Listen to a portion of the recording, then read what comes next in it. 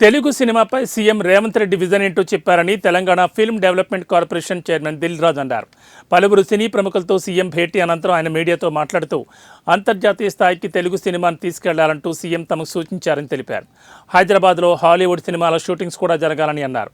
అందుకు సంబంధించి సలహాలు సూచనలను తమ నుంచి సీఎం అడిగి తెలుసుకున్నారని చెప్పారు. హైదరాబాద్ను ఇంటర్నేషనల్ సినిమా హబ్గా మార్చాలన్నదే సీఎం ఆలోచనని దిల్ రాజు తెలిపారు. అది చిన్న పార్ట్. అది బెనిఫిట్ షోలు టికెట్ రేట్లు అనేది చిన్న పార్ట్. దానికి ఇంపార్టెన్స్ కాదు. అది ఇంపార్టెంట్ కాదు. పెద్దదానికి ఇప్పుడు ఇంకా టికెట్ రేట్లు బెనిఫిట్ షోల వరకు టాపిక్ కాదమ్మా. ముందు ఇండస్ట్రీ గ్రోత్. అది చిన్న పార్ట్. అది బెనిఫిట్ షోలు టికెట్ రేట్లు అనేది చిన్న పార్ట్. దానికి ఇంపార్టెన్స్ కాదు. గవర్నమెంట్ పెద్దది. నేషనల్ వైడ్ గా ఇంటర్నేషనల్ వైడ్ గా తెలుగు సినిమాని ఎలా తీసుకెళ్దామనే బిగ్ విజన్.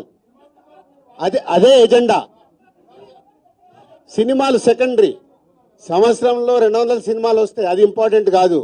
తెలుగు సినిమాని ప్రపంచవ్యాప్తంగా హై లెవెల్లో పెట్టడానికి ఏం చెయ్యాలి, హైదరాబాద్ ని ఇంటర్నేషనల్ హబ్ గా ఎలా